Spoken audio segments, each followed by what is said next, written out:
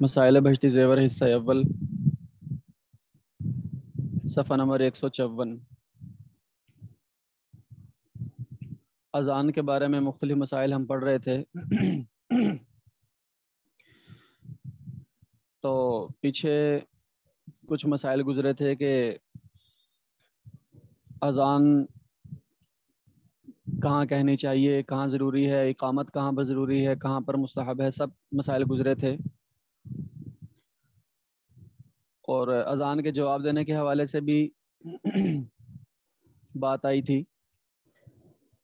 اس میں ایک بات یہ آئی تھی کہ یہ صفحہ نمبر 154 پہ ہی اوپر جو وہ مختلف نمبر لگے ہوئے ہیں، 2 3 4 5، ان میں 4 نمبر تھا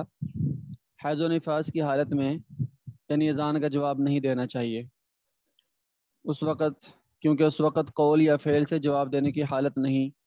قول سے یعنی زبان سے جس طرح قرآن پاک کی تلاوت نہیں کر سکتے، یا فعل یعنی جس طرح نماز نہیں پڑھ سکتے، تو اس طرح قول یا فعل سے جواب دینے کی حالت نہیں۔ اس میں ہمارے دارالافتاء میں بھی یہ مسئلہ زیر غور ہے کہ حیض و نفاس کی حالت میں اذان کا جواب خاتون کو، عورت کو دینا چاہیے یا نہیں۔ کچھ علماء کی رائے یہ ہے کہ دے دینا چاہیے، کیونکہ اس میں قرآن پاک کی تلاوت کی نیت نہیں ہوتی، لیکن کچھ علماء کا یہ ہے کہ نہیں دینا چاہیے، کیونکہ اس میں قول یا فعل سے جواب دینے کی حالت نہیں ہوتی۔ یہ بہرحال مسئلہ زیر غور ہے۔ انشاءاللہ اس پر جب حتمی رائے قائم ہوگی تو انشاءاللہ وہ بھی عرض کر دیا جائے گا یہیں پر سبق میں۔ البتہ جو باقی حالتیں ہیں، اس کے علاوہ کسی اور وجہ سے غسل کی حالت ہو، یا غسل کی حاجت ہو، یا وضو کی حاجت ہو، بے وضو ہے انسان، مرد ہو یا عورت ہو، ان حالتوں میں اذان کا جواب دے سکتے ہیں۔ آگے صفحہ نمبر 154 پر سنن و مستحبات، مؤذن سے متعلق، یعنی مؤذن کے لیے کیا چیزیں سنت اور مستحب ہیں۔ سمجھدار نابالغ لڑکا ہو تو اس کی اذان بلا کراہت صحیح ہے، لیکن بالغ کی اذان افضل ہے۔ یعنی نابالغ بچہ اذان دے سکتا ہے، لیکن سمجھدار ہونا چاہیے، اذان دینے کے دوران ہی کہیں کھیلنے نہ چلا جائے۔ بالغ کی اذان افضل ہے، ظاہر ہے۔ نمبر 2، مؤذن پرہیزگار اور دیندار ہو۔ اگر فاسق اذان دے اور وقت میں دے تو اعادہ کی ضرورت نہیں، یعنی اس نے اذان صحیح طریقے سے دے دی ہے تو اذان تو ہو جائے گی، لیکن فاسق نے جو اذان دی ہے اس کو اس کا ثواب نہ ملے گا۔ نمبر 3، مؤذن کا مسائل ضروریہ اور نماز کے اوقات سے واقف ہونا، یعنی جب گھڑیاں اور جنتریاں نہ ہوں اور سورج کے طلوع اور غروب اور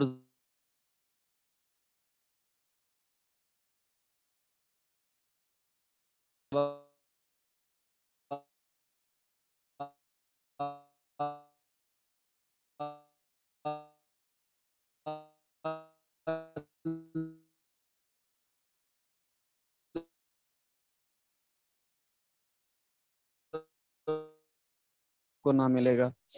ان چیزیں نہیں دیکھی جاتی، بلکہ گھڑیاں اور یہ چیزیں آ چکی ہیں، اور تقریباً جو مؤذن ہوتے ہیں وہ سب یہی چیزیں دیکھتے ہیں، جنتریاں موجود ہوتی ہیں اور ڈیجیٹل گھڑیاں اور اس طرح کی چیزیں آئی ہوئی ہیں جن کی وجہ سے اذان کا جو اوقات ہیں بآسانی معلوم کیے جا سکتے ہیں۔ نمبر 4، بلند آواز ہو۔ نمبر 5، باروب ہو اور کوئی ستاتا نہ ہو تو امر بالمعروف اور نہی عن المنکر کرتا ہو، یعنی نیکی کا حکم کرتا ہو اور برائی سے روکتا ہو، ایسا انسان ہونا چاہیے۔ اگر کوئی ستائے نہ تو یہ کام کرتا ہو۔ نمبر 6، حدث اصغر سے پاک ہو، یعنی باوضو ہو۔ یہ اس کے لیے سنت اور مستحب چیزوں میں سے یہ چیز ہے کہ باوضو ہو کر وہ اذان دے۔ اذان سے متعلق چیزیں کیا ہیں جی؟ نمبر 1، اذان ایسی جگہ پر کہنا کہ محلہ کے زیادہ سے زیادہ لوگوں تک آواز جائے۔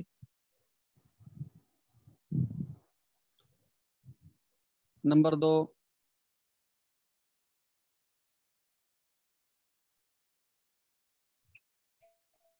اذان کہے تو مکروہ ہے اور اس کا اعادہ کرنا چاہیے جی، یعنی بیٹھ کر اذان دی تو اس کا اعادہ کرنا چاہیے، دوبارہ اذان دینی چاہیے۔ ہاں اگر مسافر ہو یا مقیم اذان صرف اپنی نماز کے لیے کہے تو پھر اعادہ کی ضرورت نہیں، کیونکہ جنگل ہے وہاں تو کوئی ہے ہی نہیں, وہ تو صرف ایک سنت پوری کرنے کے لیے اذان دینی ہے, تو پھر بیٹھے بیٹھے بھی اگر دے دی تو پھر اعادہ ضروری نہیں, لیکن وہاں بھی کھڑے ہو کر ہی دینی چاہیے. نمبر 4, اذان کہتے وقت کانوں کے سوراخوں کو انگلیوں سے بند کرنا مستحب ہے. جی یہ بھی مستحب ہے, یعنی فرض واجب نہیں ہے. اگر کوئی ایسی اذان دے دے بغیر کانوں میں ہاتھ ڈالے اذان دے دے, وہ بھی اذان تو ٹھیک ہے, لیکن مستحب یہ ہے کہ ڈال لیا جائے. نمبر 5, اذان کے الفاظ کا ٹھہر ٹھہر کر ادا کرنا اور اقامت کا جلد جلد ادا کرنا سنت ہے. یعنی اذان کی تکبیروں میں ہر 2 تکبیر کے بعد اس قدر سکوت کرے کہ سننے والا اس کا جواب دے سکے, اور تکبیر کے علاوہ اور الفاظ میں ہر ایک لفظ کے بعد اسی قدر سکوت کر کے دوسرا لفظ کہے, یعنی اتنا درمیان میں فاصلہ کرے اذان میں کہ سننے والا تسلی سے اس کا جواب دے سکے.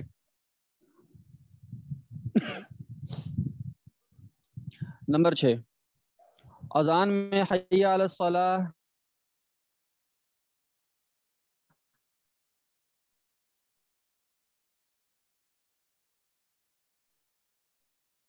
کہتے وقت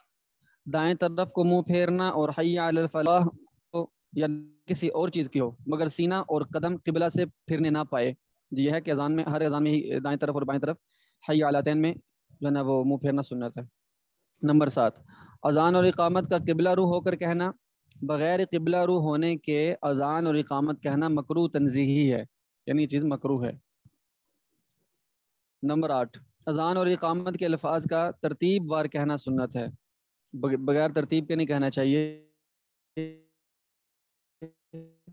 آگے وہ اس کے بارے میں مسئلہ آ رہا ہے کہ اگر کوئی شخص مؤخر لفظ کو پہلے کہہ دے, یعنی بعد والے الفاظ ان کو پہلے کہہ دیا, مثلا اشہد ان لا الہ الا اللہ سے پہلے اشہد ان محمد رسول اللہ کہہ دے, یا حی علی الصلاۃ سے پہلے حی علی الفلاح کہہ دے, تو اس صورت میں صرف اسی مؤخر لفظ کا اعادہ ضروری ہے جس کو اس نے مقدم کہا ہے. پہلی صورت میں اشہد ان لا الہ الا اللہ کہہ کر اشہد ان محمد رسول اللہ دوبارہ کہے, اور دوسری صورت میں حی علی الصلاۃ کہہ کر حی علی الفلاح پھر کہے. پوری اذان کا اعادہ کرنا ضروری نہیں, یعنی جہاں پر تقدیم و تاخیر ہوئی ہے, جہاں پر الفاظ آگے پیچھے ہوئے ہیں, وہیں پر بس جو پہلے کہہ دیے تھے غلطی سے, تو وہ تو جو غلطی سے کہہ دیے وہ تو چلو کہہ دیے. اب جب اس الفاظ جو پہلے کہنے تھے اب جب وہ کہے گا تو ان کے بعد دوبارہ انہیں الفاظ کو کہہ دے جو غلطی سے پہلے کہہ دیے, تاکہ وہ ترتیب چل پڑے, وہیں سے آگے چل پڑے. شروع سے اذان دینا جو ہے نا وہ ضروری نہیں. متفرق مسائل. مسئلہ, اذان اور اقامت کی حالت میں کوئی دوسرا کلام نہ کرے, خواہ سلام یا سلام کا جواب ہی کیوں نہ ہو. اگر کوئی مؤذن اذان اور اقامت کے دوران میں کلام کرے تو اگر بہت کلام کیا ہو تو اذان کا اعادہ کرے, اقامت کا نہیں. اذان کے دوران باتیں شروع کر دیں, اول تو کرنی نہیں چاہیے,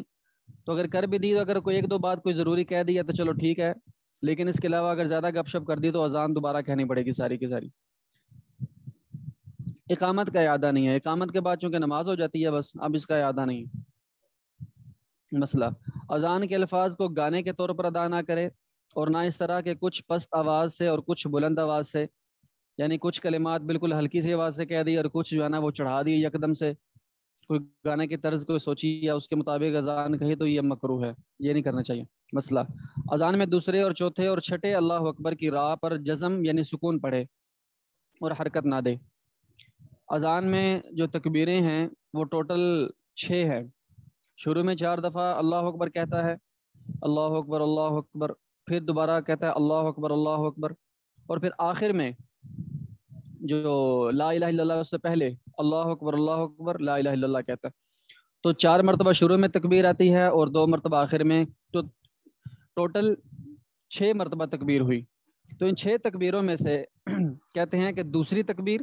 اور چوتھے اور چھٹے اللہ اکبر کی راہ پر جزم یعنی سکون پڑے, یعنی اللہ اکبر یہ جو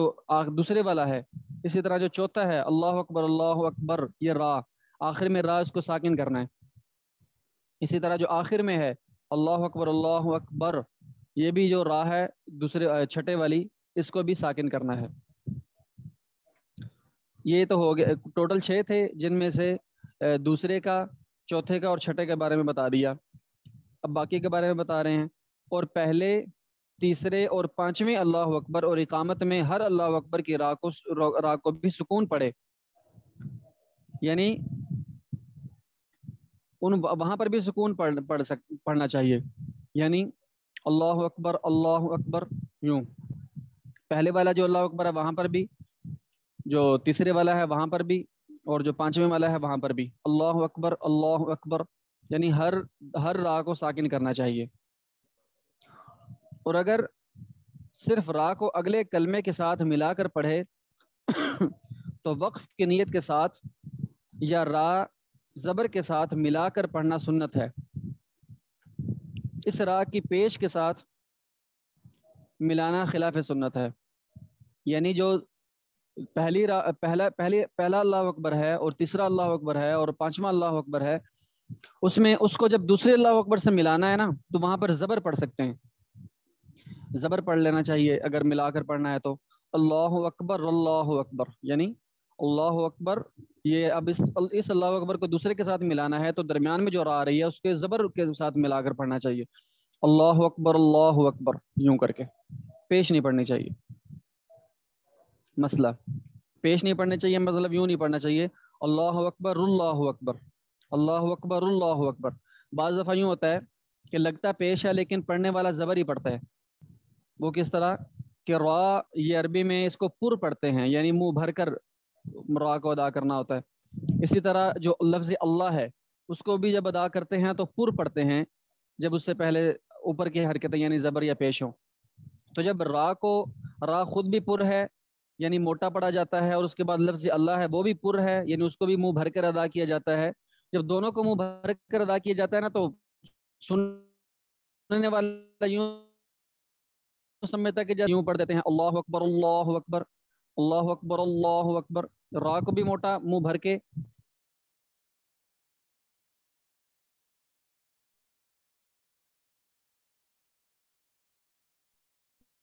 اور لفظ بڑی ہوتی ہے۔ ایسے مد ہے اس میں زیادہ سے زیادہ 5 الف کے برابر مد ہو سکتا ہے، اس سے زیادہ نہیں۔ اور جہاں قاعدہ کے مطابق مد نہیں وہاں مد کرنا غلط ہے، جہاں مد ہے ہی نہیں وہاں پر ایک لفظ پر مد ہے ہی نہیں،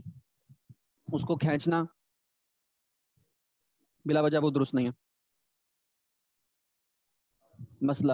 اقامت کے کہنے کے بعد اگر زیادہ زمانہ گزر جائے اور جماعت قائم نہ ہو تو اقامت کا اعادہ کرنا چاہیے، یعنی کسی وجہ سے کوئی مسئلہ آ گیا، اقامت کہہ دی تھی کوئی اور وجہ بن گئی، تو اب زیادہ وقت گزر جائے تو اب اقامت دوبارہ کہہ کر پھر جماعت پڑھنی چاہیے۔ ہاں اگر تھوڑی سی دیر ہو جائے تو کچھ ضرورت نہیں، اگر اقامت ہو جائے اور امام نے فجر کی سنتیں نہ پڑھی ہوں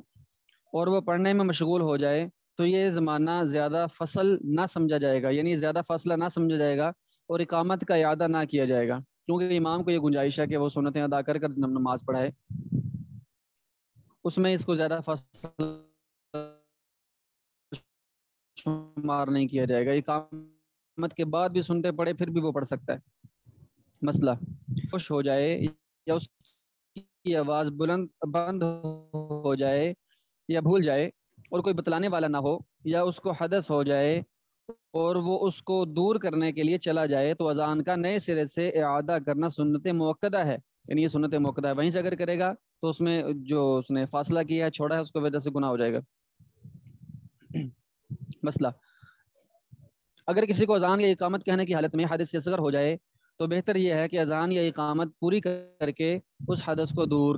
کرنے جائے، یعنی درمیان میں اگر کسی کا وضو ٹوٹ گیا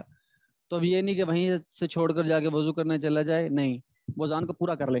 پھر وضو کرنے جائے، بہتر یہی ہے۔ مسئلہ اگر مؤذن کا دوسرا مسئلہ، ایک مؤذن کا 2 مسجدوں میں اذان دینا مکروہ ہے، جس مسجد میں فرض پڑے وہیں اذان دے، ایک ہی جگہ پر اذان دینی چاہیے، یہ نہیں کہ یہاں پر بھی اذان دے دی اور جلدی سے چلا گیا اب اگلی مسجد میں بھی اذان دینے چلا گیا، نہیں، ایک ہی مسجد میں اذان دینی چاہیے۔ مسئلہ جو شخص اذان دے اقامت بھی اسی کا حق ہے، ہاں اگر وہ اذان دے کر کہیں چلا جائے یا کسی دوسرے کو اجازت دے دے تو دوسرا بھی اقامت کہہ سکتا ہے، یہ بھی ہو گیا۔ مسئلہ کئی مؤذنوں کا ایک ساتھ اذان کہنا جائز ہے، یعنی اکٹھے ہی قریب مسجدیں ہیں قریب ہیں جیسے بھی،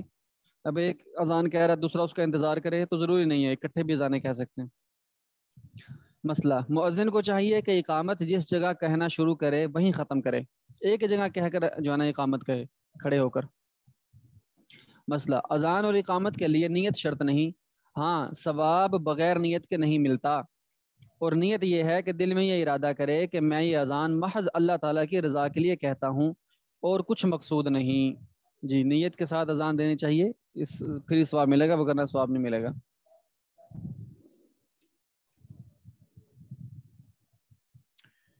اذان میں ایک اور بات بھی ذہن میں رہے کہ اذان دینے والے کو خوش لحان ہونا چاہیے، یعنی اس کی آواز جو ہے نا وہ اتنی بھدی نہ ہو کہ سننے والوں کے کانوں میں ہی جو ہے نا وہ کھجلیاں ہونے لگ جائیں۔ یہ مسئلہ عام طور پر دیہاتوں میں بہت زیادہ آتا ہے کہ جو بزرگ ہو جاتے ہیں ساری عمر تو بس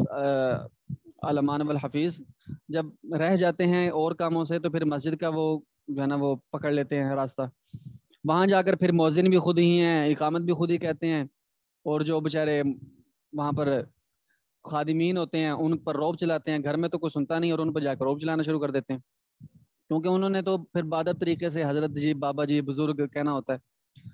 اب بعض دفعہ یوں ہوتا ہے کہ ان کی آواز اتنی بری ہوتی ہے، شوق تو ہوتا ہے ان کو اذان کہنے کا، تو آواز اتنی بری ہوتی ہے کہ وہ جو سننے والے ہوتے ہیں وہ کہتے ہیں یار اذان نہ ہی ہوتی چنگا سی۔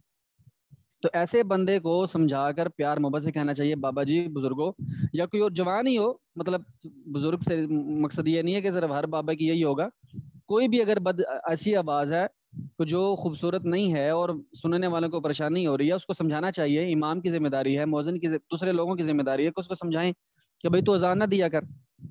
باقی رہی یہ بات کہ جس کو شوق ہے، بڑے درد دل سے آتا ہے، بڑے جو ہے نا اہتمام سے آتا ہے، یہ باتیں وہ باتیں، اس کی وجہ سے اس کو ثواب مل جائے گا۔ ایک کام جس کی اس نے نیت کر رکھی ہے، کوئی بھی انسان ہے اگر وہ کسی چیز کی سچی نیت دل میں رکھتا ہے اور اس کو کسی وجہ سے کرنے کا موقع نہیں مل پا رہا، یا وہ شرعی وجہ سے وہ نہیں کر پا رہا، تو اس کو ثواب اللہ تعالیٰ عطا فرما دیتے ہیں، اس لیے ان کو اس کی نیت کی وجہ سے ثواب مل جائے گا۔ جیسے کہ وہ مشہور واقعہ ہمارے استاد سناتے تھے کہ کہیں پر کوئی بادشاہ کا لشکر جا رہا تھا، غیر مسلم تھا، تو وہاں پر محلے میں کہیں گاؤں میں قریب کوئی آبادی ہوگی، وہاں پر کسی بزرگ نے یا کیسے اذان دی، تو بادشاہ سلامت نے وہ جو غیر مسلم تھا اس نے اس کو بلوایا، اپنے سپاہیوں کے ذریعے اس کو بلوایا، تو اس کو انعام دیا، اس کو انعام دیا تو وہ رونے لگا کہ میں نے اذان دی ہے اور بادشاہ نے مجھے انعام دیا ہے، حالانکہ لوگ تو مجھے کہتے ہیں کہ تیری اذان ایسی ہے، تیری اذان ویسی ہے۔ اس کی اذان بڑی وہ بری آواز تھی اس کی۔ تو پھر بادشاہ نے کہا کہ میں نے تجھے جو انعام دیا نا وہ اس لیے نہیں دیا کہ تیری آواز جو تیری اذان مجھے پسند آئی ہے، میں نے تجھے یہ انعام اس لیے دیا ہے کہ میری بیٹی تھی، وہ مسلمانوں کی اذانیں اور قرآن پاک کی آوازیں سن سن کر نا وہ مسلمان ہونا چاہتی تھی، لیکن تیری ایسی آواز تھی، ایسی آواز تھی، ایسی آواز تھی کہ تیری آواز سنتے ہی اس نے کانوں میں انگلیاں ڈال لی، اس نے کہا یہ مسلمان ہے، میں نے نہیں ان کے پاس جانا، وہ اسلام سے پھر گئی۔ تو ایسی آواز میں نہ ہو کہ پریشانی شروع ہو جائے کہ یار یہ کیا شروع ہو گیا، اس لیے ایسے لوگوں کو پیار محبت سے سمجھانا چاہیے۔ اگر گھر کے افراد ہوں، بیٹا ہے وہ اپنے والد کو سمجھا دے، بابا ابا جان آپ جو ہے نا اذان نہ دیا کرے، اذان کوئی اور دے لے گا، ان کو سمجھانا چاہیے۔ بہرحال آگے چلتے ہیں جی۔ نو مولود بچے کے کان میں اذان و اقامت۔ نو مولود یعنی جو نیا نیا بچہ پیدا ہوا ہے، جب بچہ پیدا ہو تو نہلانے کے بعد بچہ کو اپنے ہاتھوں میں اٹھا کر اور قبلہ رخ ہو کر بچے کے دائیں کان میں اذان اور بائیں کان میں اقامت کہی جائے۔ حی علی الصلاح پر اپنا چہرہ دائیں کی طرف اور حی علی الفلاح پر اپنا چہرہ بائیں طرف کو موڑ لے، یعنی پراپر جو اذان کا طریقہ ہے وہی ہوگا۔ بچے کو اپنے ہی ہاتھوں میں اٹھا سکتا ہے، کانوں میں انگلیاں ڈالنا ضروری نہیں ہے، اپنے ہاتھوں میں اٹھا کر بھی کہہ سکتا ہے، اور اگر کوئی اور اٹھا کر سامنے کھڑا ہو جائے پھر بھی ٹھیک ہے، پھر کانوں میں اپنے ہاتھ ڈال سکتا ہے مؤذن اذان دینے والا۔ مسئلہ،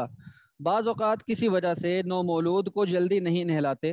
اس کی وجہ سے اذان میں تاخیر نہیں کرنی چاہیے، بچے کو کپڑے سے صاف کر کے اذان کہی جا سکتی ہے۔ یہ مسئلہ بھی آتا رہتا ہے، بیرون ملکوں میں سے یہ مسئلہ زیادہ آتا ہے، انگلینڈ وغیرہ یا دوسرے ملک ہیں ان میں، کہ وہ بچے کو فوراً نہلانے نہیں دیتے، تو وہ صاف کر کے بچے کو، تو اذان جیسے ہی موقع ملے ویسے ہی اذان فوراً دے دینی چاہیے، صرف اس وجہ سے انتظار نہیں کرنا چاہیے کہ ابھی نہلایا نہیں ہے، بہتر تو یہ ہے کہ نہلانے کے بعد ہی اذان دی جائے۔ مسئلہ، اگر غفلت یا لا علمی سے کچھ دن گزر گئے تب بھی جب معلوم ہو اذان کہی جائے۔ ہاں یہ بھی ہے کہ غفلت کی وجہ سے ہو گیا تو پھر جو ہے نا لا علمی میں اگر کوئی رہ گیا تو پھر اذان جب بھی یاد آئے یا جب بھی مسئلہ معلوم ہو تو فوراً اذان دے دینی چاہیے، اذان اور اقامت کہہ دینی چاہیے۔ ہمارے گاؤں میں ایک دفعہ کوئی ایسے دیکھا کسی کو کہ وہ اذان ہو رہی ہے، بڑا دور اسپیکر میں اذان ہو رہی تھی، تو بڑی دور سے کسی آدمی نے نا بچے کو ایسے ہوا میں اٹھایا ہوا ہے، تو بعد میں اس سے پوچھا یہ تو نے ہوا میں بچے کو کیوں اٹھایا ہوا تھا، ایسے بلند کیا ہوا تھا؟ اس نے کہا کہ ہمارے ڈیرے پر تو کوئی ملا جی ہے نہیں، تو اسپیکر سے اذان کی آواز آ رہی تھی تو میں نے بچے کو اونچا کر دیا، چل بھائی وہیں سے جو ہے نا وہ سن لے۔ یہ مصنوع طریقہ نہیں ہے، وہ یہی ہے کہ بچے کے لیے اسپیشل کوئی اذان کہے۔ اچھا جی، نماز کے علاوہ جن موقعوں پر اذان کہنا مستحب ہے یہ بھی آ رہا ہے۔ نماز کے علاوہ جن موقعوں پر اذان کہنا مستحب ہے، نمبر 1، جب بچہ پیدا ہو تو اس کے دائیں میں اذان اور بائیں کان میں اقامت کہنا، یہ مستحب ہے۔ نمبر 2، رنج و غم میں مبتلا شخص کے کان میں، یعنی کوئی بہت ہی غمگین شخص ہے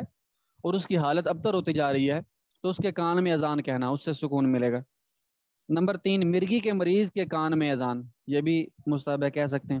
نمبر 4، جو شخص غصہ و غضب کی حالت میں ہو اس کے کان میں، غصے کی حالت میں یعنی وہ آپے سے باہر ہو رہا ہے اور جو ہے نا وہ کانپ رہا ہے اس کا بدن، تو اس کو یہ ہے کہ اس کو اذان اس کان میں کہنے سے انشاءاللہ اس کو سکون ملے گا۔ نمبر 5، بد مزاج انسان یا جانور کے کان میں، جیسے کہ گھوڑا ہے بدک گیا ہے اور وہ قابو نہیں آ رہا ہے تو کسی سے اس کو پکڑ کر اذان دینے سے بھی انشاءاللہ وہ سنبھل جائے گا۔ نمبر 6، اہل باطل کے ساتھ شدت کے وقت، اس وقت بھی اذان جو ہے نا۔ نمبر 7، آتش زدگی کے وقت، یعنی جب آگ لگ جائے کسی علاقے میں تو وہاں پر بھی اذان کہنا مستحب ہے۔ نمبر 8، جہاں آسیب یعنی جن کا اثر ہو اور وہ تکلیف دیتا ہو، یعنی کسی گھر میں آسیب ہے یا جن کا اثر ہے تو وہاں پر بھی اذان دی جا سکتی ہے۔ نمبر 9، جب مسافر جنگل میں راستہ بھول جائے اور کوئی بتلانے والا نہ ہو، ان مواقع کے علاوہ اور موقعوں پر اذان کہنا مکروہ ہے۔ راستے میں راستہ بھول گیا تو اذان کہے، اذان کہنے سے انشاءاللہ اللہ کی مدد آ جائے گی اور وہ راستہ صحیح راستے پر آ جائے گا۔ اچھا، اس کے علاوہ مکروہ ہے مثلا دفن کرتے وقت یا دفن کے بعد قبر کے پاس اذان کہنا، یہ بھی ایک عجیب ہے، قبر پر اذان کہنا کے جو رواج ہے یہ درست نہیں ہے۔ نمبر 2، بارش کے تسلسل کے وقت، مسلسل بارش ہو رہی ہے تو اس وقت اذانیں شروع کر دینا کہ بھئی یہ بارشیں رک جائیں، تو یہ بھی ثابت نہیں ہے، اس کا بھی یہ موقع مستحب نہیں ہے۔ اچھا جی، اذان کے بعد کی دعا میں ہاتھ اٹھانا، دعا کی 3 صورتیں ہیں، یہ سمجھنا چاہیے، ضروری مسئلہ ہے کہ صرف اذان کے بعد کی دعا کا نہیں ہے بلکہ باقی بھی دعاؤں کا یہی مسئلہ ہے، وہ انتہائی اہم مسئلہ ہے، سمجھنا چاہیے۔ نمبر 1، کسی خاص وقت یا کام سے متعلق دعا ہو، مثلا وضو کے بعد، مسجد میں آتے جاتے وقت، بیت اللہ میں آتے جاتے وقت، پر اترتے وقت، بازار میں داخل ہونے کے وقت اور آئینہ دیکھتے وقت وغیرہ، یعنی خاص وقت یا خاص کام سے متعلق یہ جو ہے نا وہ دعائیں ہیں۔ ان موقعوں پر ہاتھ اٹھانا وارد نہیں، کیونکہ یہ دعائیں چلتے پھرتے اور اپنا کام کاج کرتے ہوئے آدمی کہتا ہے، یہ جو دعائیں ہیں کہ چلتے پھرتے اور اپنا کام کاج کرتے ہوئے انسان درمیان میں جب وہ کام کرتا ہے تو پڑھ لیتا ہے۔ اسی طرح بیوی سے پہلی خلوت میں وارد ہے کہ اس کے پیشانی کے بال پکڑ کر منقول دعا کہے، یعنی بیوی سے پہلی دفعہ جب ملے گا تو اس کی پیشانی پکڑ کر، تو ایک منقول دعا ہے حدیث پاک میں آتی ہے، وہ پڑھنی چاہیے۔ تو یہ خاص موقعوں کی دعائیں ہیں۔ ظاہر ہے کہ بال پکڑے ہوئے ہوں تو ہاتھ نہیں اٹھا سکتے۔ صبح و شام کی دعائیں اور سوتے وقت کی دعاؤں کا بھی یہی معاملہ ہے کہ آدمی چلتے پھرتے یا لیٹے ہوئے بھی وہ دعائیں پڑھتا ہے۔ اسی طرح آدمی بہت مرتبہ چل پھر رہا ہوتا ہے یا اپنے کام کاج میں مشغول ہوتا ہے اور اذان سنتا ہے، اس لیے اس دعا کے لیے بھی ہاتھ اٹھانا منقول نہیں، اور ہاتھ اٹھانے والی حدیثیں بھی اس سے متعلق نہیں۔ یعنی یہ چلتے پھرتے پڑھنے والی جو دعائیں ہیں ان میں ہاتھ اٹھانا منقول نہیں ہے، تو خواہ مخواہ کا تکلف کرنا کہ اذان جو ہو گئی ختم اور اپنا کام کا چھوڑ کر ہاتھ اٹھا کر دعا مانگ رہے ہیں، حالانکہ ہاتھ اٹھانا منقول ہی نہیں ہے، ویسے انسان کام کاج کے دوران اس دعا کو پڑھ سکتا ہے۔ نمبر 2، دوسری حالت، چلتے پھرتے اٹھتے بیٹھتے آدمی اپنی حاجتیں اللہ تعالیٰ سے مانگتا رہتا ہے، اس کے ساتھ ساتھ بھی ہاتھ اٹھانا متعلق نہیں۔ یعنی ایک تو دعائیں ہیں حدیثوں میں آتی ہیں کہ ویسے انسان مانگتا رہتا ہے، یا اللہ معاف کر دے، یا اللہ یہ کام ہو جائے، یا اللہ یہ ہو جائے، مختلف دعائیں انسان چلتے پھرتے بھی مانگتا رہتا ہے، اس میں بھی ہر جگہ پر جب بھی دعا مانگنی ہے ہاتھ اٹھانا یہ ثابت نہیں ہے، جو ہے نا وہ ضروری نہیں ہے۔ نمبر 3، آدمی تسلی سے بیٹھا یا کھڑا ہو اور صرف دعا ہی کا عمل کرنے کا ارادہ ہو، جیسے نماز سے یا ذکر و تلاوت سے فراغت پر دعا کرے، یا کوئی اور موقع نکال کر خاص دعا میں مشغول ہو، تو ہاتھ اٹھانے کی حدیثوں کا تعلق صرف ان موقعوں کے ساتھ ہے۔ یعنی جن موقعوں میں آتا ہے نا، جن حدیثوں میں آتا ہے کہ آپ صلی اللہ علیہ وسلم نے اس موقع پر ہاتھ اٹھایا، ہاتھ اٹھا کر دعا مانگی، وہ والے مواقع تھے جہاں پر انسان تسلی سے بیٹھا ہوا ہو اور بس دعا والا کام کرنا اور کوئی کام نہیں کرنا۔ ایسے موقع پر تو بندہ ہاتھ اٹھا سکتا ہے، ہاتھ اٹھا کر دعا مانگے، لیکن جو دیگر مواقع ہیں، چلتے پھرتے پڑھنے والی دعائیں ہیں، ان میں ہاتھ اٹھانا یہ حدیث پاک سے یا آپ صلی اللہ علیہ وسلم کے معمول سے ثابت نہیں ہے، ان میں ہاتھ نہیں اٹھانے چاہیے، چلتے پھرتے ہی ان کو پڑھ لینا چاہیے۔